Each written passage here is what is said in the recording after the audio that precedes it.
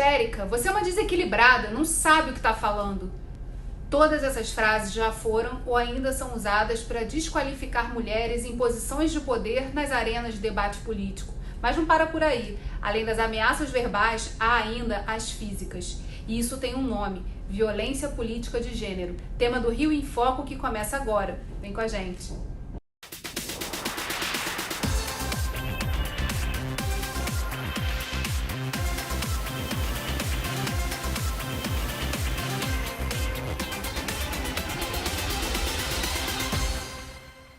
O Rio em Foco recebe a analista de programas da ONU Mulheres, Ana Cláudia Pereira. Oi, boa tarde.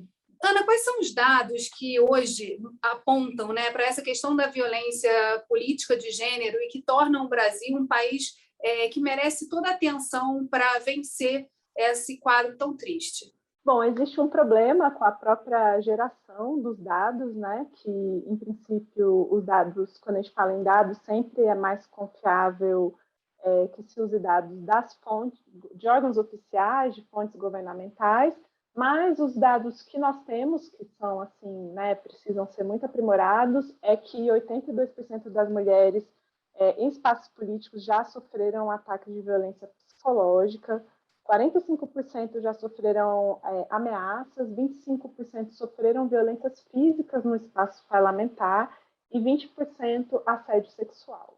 E também 40% das mulheres, isso na América Latina, já informou que a violência atrapalhou sua agenda legislativa. Então, é algo bastante grave a gente saber que 82%, por exemplo, já sofreram violência psicológica. A gente pode até falar que a violência é um traço definidor da experiência das mulheres no mundo da política. Isso, na verdade, serve quase como empecilho para a entrada dessas mulheres e para essa luta pela igualdade de gênero, né, na representação. A gente fala-se muito no ambiente corporativo, né, dessa necessidade de ter mulheres em espaços de liderança, mas quando a gente fala da política, ainda tem mais esse fator aí a atrapalhar esse cenário, né?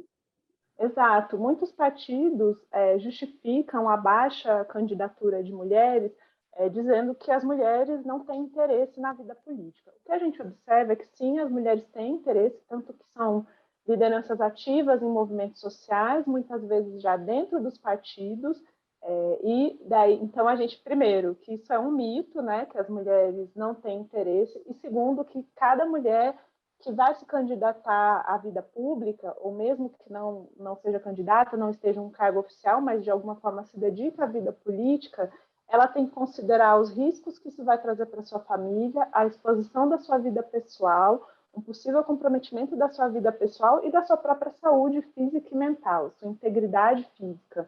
Então, a gente vê que isso é ainda mais uma barreira, além dos sistemas eleitorais, financiamento de campanha, isso é mais uma das barreiras e uma barreira enorme, né, para uma mulher que involuntariamente vai se sujeitar para um trabalho onde 80% das pessoas já sofreu violência política. Então, é algo que perpassa aí, que é definidor da experiência das mulheres na política, na nossa sociedade, e que realmente gera um afastamento ainda maior, agravando a situação da subrepresentação política das mulheres. E falando dessa questão da subrepresentação, o quadro do Brasil ele ainda é pior se comparado com outros países aqui mesmo da América Latina, né? No índice de representatividade de mulheres nesses espaços de poder, a gente está lá atrás, né? Falta muito nesse caminho. E aí eu queria que você falasse um pouquinho sobre o trabalho da ONU Mulheres e qual tem sido o esforço de vocês de evidenciar essa agenda e trabalhar ações para mudar esse quadro. Em termos de subrepresentação, a ONU Mulheres na América Latina tem desenvolvido o projeto Ateneia, que é um projeto, um mecanismo de promoção da participação política das mulheres, que a gente desenvolve em conjunto pelo PNUD, o Programa das Nações Unidas pelo Desenvolvimento, e a organização IDEA Internacional. Esse grupo, nós analisamos 40 indicadores relacionados à participação política das mulheres nos governos da América Latina, e o Brasil, até o momento em que foram realizados estudos sobre 11 países, está em 9º lugar. Por que esse índice ele é importante? Né? O índice de paridade política, que o Brasil atingiu uma pontuação de 39,5%, ficando em 9º lugar no ranking. porque ele vai olhar tanto para a dimensão de exercício do direito ao voto, a adoção de medidas de cota, paridade política, a presença de mulheres nos partidos políticos, presença nos governos locais, subnacionais e também, por exemplo, no Poder Judiciário e na Justiça Eleitoral. Então, ele é um índice que vai olhar uma participação de uma forma global das mulheres na vida política do país. E a gente vê o Brasil aí em um ranking que ainda com muito espaço para avanço e que deixa bastante a desejar. Então, a violência política é uma das dimensões, né, que concorre para esse resultado tão negativo do ponto de vista da participação política, e ela também, a violência política, ela tem uns efeitos agravados de acordo com raça, etnia, idade, classe social, né, existência ou não de deficiência, orientação sexual e identidade de gênero das candidatas. Então, é um problema que, para alguns grupos de mulheres, vai se mostrar, é um problema para todas as mulheres, e para alguns grupos vai se mostrar ainda mais grave. Então, o que nós temos feito, né? Eu penso na ONU Mulheres em todo o mundo. Em março de 2018, a ONU Mulheres liderou, no âmbito global, o trabalho de um grupo de especialistas para a discussão desse tema. E aí, esse grupo de trabalho ele resultou na produção de uma série de recomendações para governos, partidos políticos e organizações da sociedade civil. No mesmo ano, também a relatora especial sobre violência contra as mulheres para as Nações Unidas, a senhora Dubravka Simonovic, também fez um parecer analisando as causas e as consequências da violência política que foi apresentada à Assembleia das Nações Unidas. Então, a gente vê que 2018 aí, não é que esse tema não fosse relevante antes, né? As mulheres já sofriam, mas ele vem ganhando uma força no nível nacional também, no nível internacional, a gente pode considerar aí o ano de 2018 um ano marco. E a partir disso, no ano passado, nós da ONU Mulheres no Brasil lançamos a campanha Violência Não pelos Direitos Políticos das Mulheres, uma campanha para redes sociais, né, muito focada na sensibilização sobre esse tema, que a gente vê que vem ganhando atenção, nós não somos as únicas, a sociedade civil, as candidatas, a própria imprensa tem tido um papel bastante importante em denunciar, em visibilizar os casos de violência, não somente contra as mulheres, mas também, né, contra a forma particular que esse tipo de violência ganha contra as mulheres. Então, são esses os nossos esforços, mas além da dimensão da visibilidade, nos interessa também uma dimensão de trazer boas práticas que são desenvolvidas em outros contextos. Claro que para cada contexto tem suas especificidades que precisam ser levadas em consideração, então a gente também sempre trabalha isso em parceria, né, com os atores nacionais, mas a gente então tem buscado uma série de diálogos também, de produção de materiais técnicos que possam apoiar na busca de soluções, porque a denúncia da violência ela é um passo, né?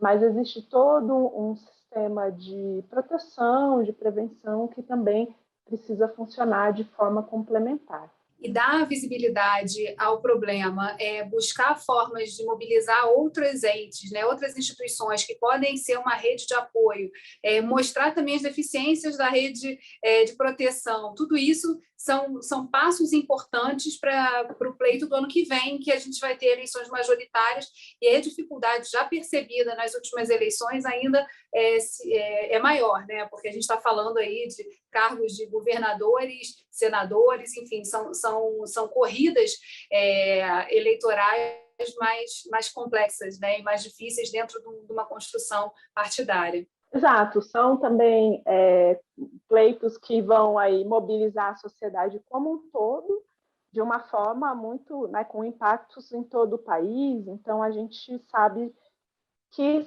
é um momento estratégico. A gente sabe que a violência política ela não acontece somente no contexto eleitoral, né? Porque a violência política ela pode acontecer contra mulheres, por exemplo, que são numa associação de bairro, ou que, né, enfim, ou que já estão eleitas, mas no contexto eleitoral ela tende a se agravar, porque existe aí uma disputa. Então, muitas vezes se vai recorrer a essas noções que existem de gênero, dos preconceitos, as discriminações já estruturadas na nossa sociedade, e vai se recorrer a isso como como uma forma uma ferramenta de ganho eleitoral, né? Então, as eleições, o momento de preparar essa resposta à prevenção é agora, né? Porque quando a violência acontece, existem ações que podem ser tomadas, mas aquela mulher já sofreu um ataque, ela já foi abalada, talvez a sua família foi abalada, e às vezes a reparação ela é mais complexa. Então, seja pela conscientização dentro dos próprios partidos, seja a conscientização das mulheres, a gente vê bastante foco colocado nas mulheres também, mas é muito importante. Esse é um tema de todas e de todos. É um tema da justiça, é um tema do executivo, é um tema do legislativo, né? Até a gente tem uma nova legislação que foi aprovada sobre o tema. Então, é um tema da nossa sociedade como um todo. Só assim que a gente vai conseguir melhorar esses dados aí tão alarmantes. No próximo bloco, nós vamos falar sobre outras ações que já estão sob a hashtag Violência Não. Não sai daí. Rio em Foco aqui, política e economia caminham juntas.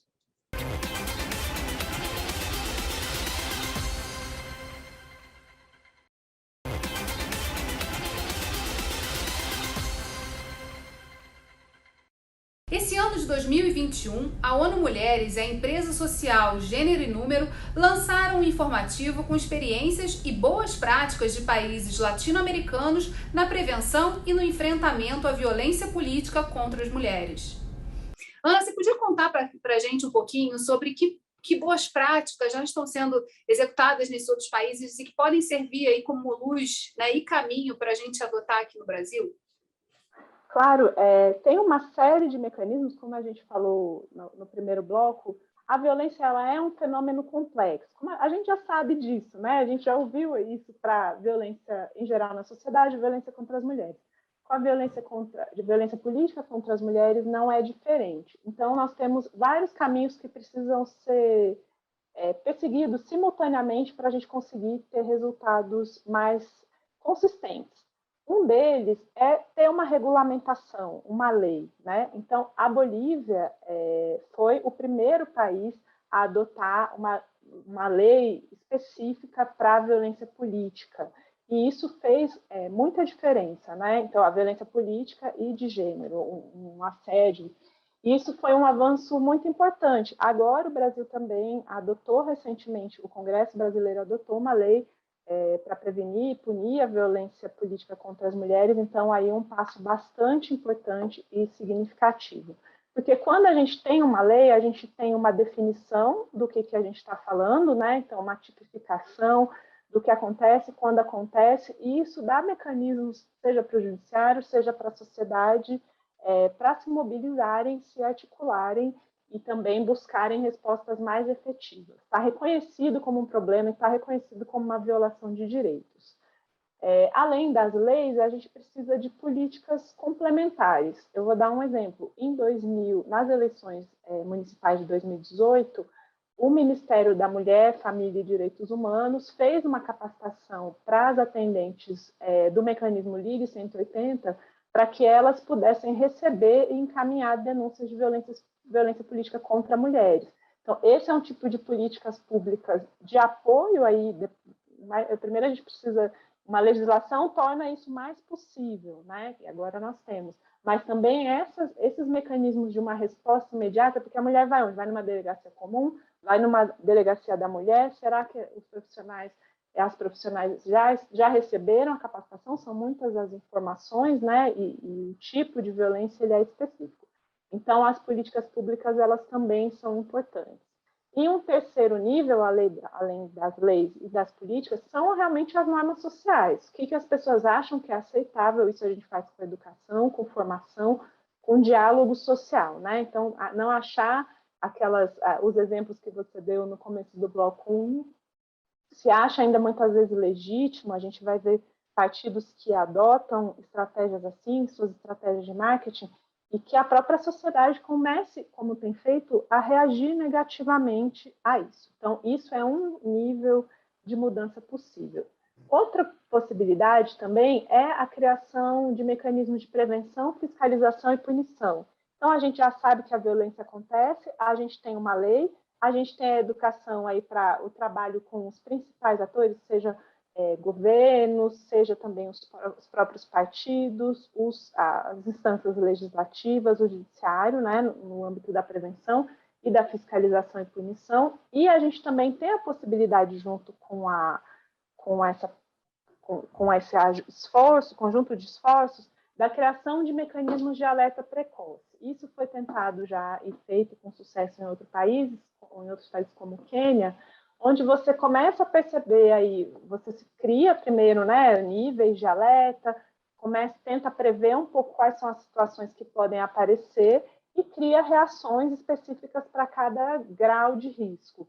Então, se você chega... isso acontece muito em países em que as mulheres são impedidas de votar, mas é possível adaptar esse tipo de mecanismo para o contexto nacional. Então, se você começa a ter nas próprias campanhas já um clima acirrado, né, assim, no início da campanha eleitoral ou pré-campanha eleitoral, que tipo de trabalho se pode fazer com redes sociais, por exemplo, que é um veículo importante, uma conscientização sobre a violência contra as mulheres negras ou mulheres trans, mulheres LGBT, né, que também são particularmente alvo desse tipo de violência. E uma terceira instância que a gente pode ter de atuação de trabalho é a produção de dados e análises. Isso é muito importante que parta dos Estados-membros das Nações Unidas, né, que são as instâncias legítimas para a produção de dados e que têm a capacidade, porque o dado ele vai poder mostrar o quanto as soluções, as medidas estão sendo eficientes ou não, porque às vezes não são, né? Às vezes a gente tem em vista, são problemas que estão sendo nomeados agora e por isso requerem soluções que são inovadoras, requerem experiências, testes, pode ser que seja importante mudar alguma coisa. E então isso também, a produção de dados é um elemento fundamental de uma estratégia de resposta à violência de gênero em contextos eleitorais, sobretudo. Como é que tem sido o trabalho da ONU Mulheres com os partidos? Há também direcionamento de conteúdos para essas instâncias? Nós temos trabalhado principalmente com o Fórum de Mulheres de Instâncias de Partidos, né, como uma organização imparcial que somos, a gente não faz um trabalho específico com um ou outro partido, mas o Fórum, como ele congrega aí lideranças de diversos partidos, é a instância com quem nós temos dialogado. Nós temos feito um esforço de produção de materiais técnicos de vários níveis, porque tem desde um manual mais profundo e robusto que nós vamos lançar no âmbito dos 16 dias de ativismo, com todo aí o resultado de uma discussão de um grupo de especialistas no âmbito global, mas também nós temos produzido alguns materiais de mais fácil uso, não diria mais fácil, mas mais adequados para o dia a dia, que nós chamamos de boletim. Então, trazendo, por exemplo, as experiências de outros países, né, ou de outros contextos, boas práticas, explicando como foi esse debate no âmbito internacional. Por exemplo, a Organização dos Estados Interamericanos produziu uma lei modelo de violência política que os países podem utilizar e adaptar para os próprios contextos. Tudo isso a gente tem buscado veicular e levar essas informações. Eu acho importante que você trouxe essa dimensão, porque muitas vezes também se pensa a violência política como algo que alguém de um partido vai cometer contra uma mulher de um outro partido no contexto eleitoral. Mas a gente sabe dos relatos do trabalho, o levantamento que a ONU Mulheres tem feito também no Brasil e em outros países, principalmente, que essa violência muitas vezes é feita por homens do próprio partido que aquelas mulheres participam, né? Seja desde assim que impedi-las de se candidatar, gritos, ameaças, violência psicológica, inclusive casos de violência física. Esses casos eles não ganham as mídias, eles tendem a ser silenciados dentro dos grupos, em nome dos interesses políticos dos partidos, mas eles também são muito importantes. Então, o que a gente sempre discute é que qualquer forma de resposta eficiente passa por um diálogo ativo com os partidos, o engajamento das lideranças partidárias, né? Realmente uma transformação dentro dos partidos, tem uma transformação de cultura dentro da sociedade, então os partidos não estão fora disso para que as mulheres realmente possam não é nenhum privilégio, para que elas possam atuar nas mesmas condições que os homens atuam, e hoje isso não é uma realidade no mundo, né? A gente vai fazer um rápido intervalo e voltamos já. Rio em Foco aqui, política e economia caminham juntas.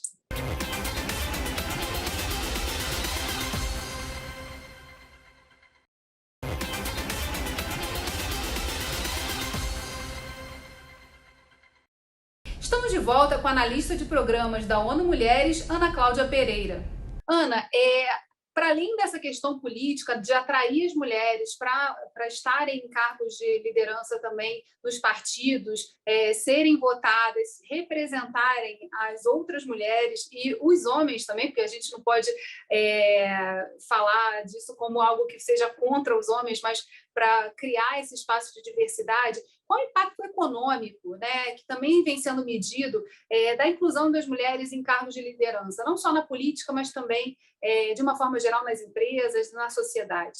Bom, o que a gente vê é que as mulheres na vida política, em geral, quando chegam a ser eleitas, elas têm experiências prévias, em geral, principalmente no campo de assistência social, educação, áreas que tendem a ser mais feminizadas, por assim dizer, e que elas levam essa experiência em benefício e isso tende a se traduzir em políticas sociais mais robustas. Eu acho que o primeiro ganho, importante ressaltar, é o respeito ao direito político que cada pessoa, homem ou mulher, tem garantido no nosso país, né? E em boa parte do mundo. Isso está alinhado com a nossa Constituição, está alinhado com os acordos internacionais, com a Agenda de Desenvolvimento Sustentável para 2030, né? Então, primeiro é que nós, enquanto mulheres, tenhamos os nossos direitos plenamente cumpridos e respeitados e garantidos.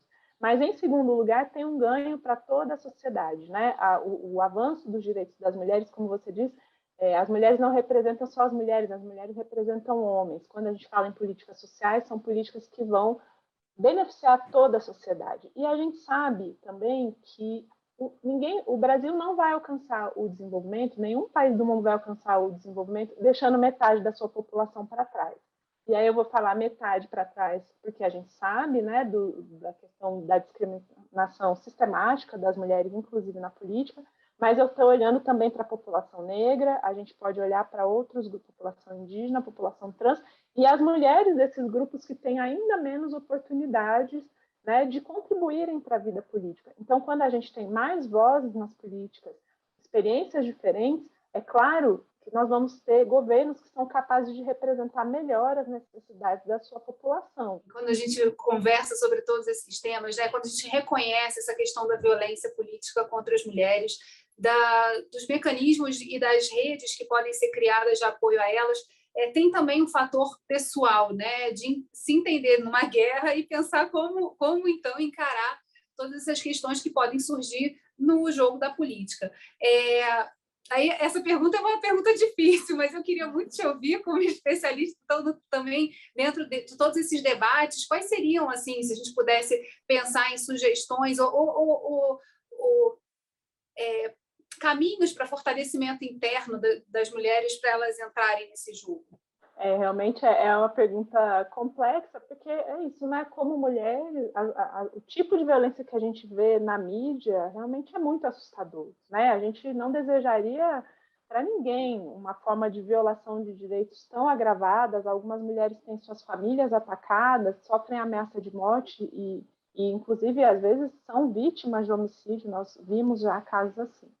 Então, realmente, primeiro que não subestime, né, essas ameaças, eu acho que é algo importante levar a sério, porque uma ameaça, todo tipo de agressão começa geralmente com uma ameaça, então levem a sério. A segunda coisa é, todas as mulheres na política, quase, a gente viu os dados aí, passam por isso. Então, busque a sua rede de apoio, seja no seu partido, mas é muito importante também as alianças interpartidárias, né, que possam aí também trazer um movimento mais forte e unir os partidos ao redor desse tema, realmente pressionar as lideranças para que tenham uma solução e busque apoio, né, seja nessa rede, com outras mulheres que estão numa situação semelhante, mas eu acho que também existem instituições responsáveis, seja o Ministério Público Eleitoral, delegacias, né? Existem grupos de advogadas especializadas que têm se dedicado e organizações da sociedade civil também que têm buscado apoiar mulheres nesse sentido, parlamentares, enfim, esse movimento, essa parceria, eu acredito que é o que se mostrou efetiva nos outros países e é o que pode trazer resultados também no Brasil, porque experimentar um tipo de violência dessa tão forte, a gente vê que muitas mulheres deixam de concorrer ou se elegem uma vez, não querem mais depois sair, não querem voltar à vida política, saem arrasadas e levam um conhecimento conquistado tão arduamente, uma posição conquistada tão arduamente, né, acabam tendo que abrir mão do seu know-how político para fazer outra coisa, porque realmente é uma situação insuportável. Tem também o trabalho de contar a história das mulheres nessas posições de liderança política, quer dizer, também tornar visíveis essas trajetórias, trabalhar essa questão da admiração também é um ponto importante nesse processo, né? Exato, eu acho que é um ponto fundamental isso que você trouxe, porque a gente tem que olhar para a violência, é algo que a gente olha e se choca, mas também somos inspiradas por mulheres que há séculos têm lutado na política, seja política institucional ou não, nas condições mais adversas. Né? Claro que isso é uma avaliação que cada uma tem que fazer, porque realmente são questões muito difíceis, mas tem mulheres que são inspiradoras, tem mulheres que talvez que a gente conhece que são inspiradoras, talvez tem outras que a gente nem conhece, às vezes estão lá no interior, estão, enfim, num contexto, mulheres do campo e da floresta, que têm ali a sua liderança, o seu ativismo, são verdadeiras inspirações. Então, o registro dessas histórias, né, a gente sempre se emociona muito. Eu acho que esse é um caminho para nos fortalecermos. Assim, e a nossa gratidão às mulheres que têm liderado e que já no passado vieram antes de nós, que garantiram o nosso direito ao voto, né, e que seguem aí lutando para que os direitos das mulheres estejam cada dia mais o direito de participar, em primeiro lugar, mas também os nossos direitos das mulheres estejam cada dia mais refletidos na vida política do país. Ana, divulga para a gente o link da ONU Mulheres para que as pessoas que estão assistindo o programa ou ouvindo o podcast também possam recorrer a mais dados e informações sobre essa rede que está ativa e funcionando e que você trouxe hoje na sua entrevista. O nosso site é www.onumulheres.org.br e também nós temos um perfil no Instagram, onde nós costumamos divulgar dados, informações sobre a campanha Violência Não, e vamos adorar receber a visita de vocês. E eu vou contar uma curiosidade aqui que a minha equipe trouxe hoje.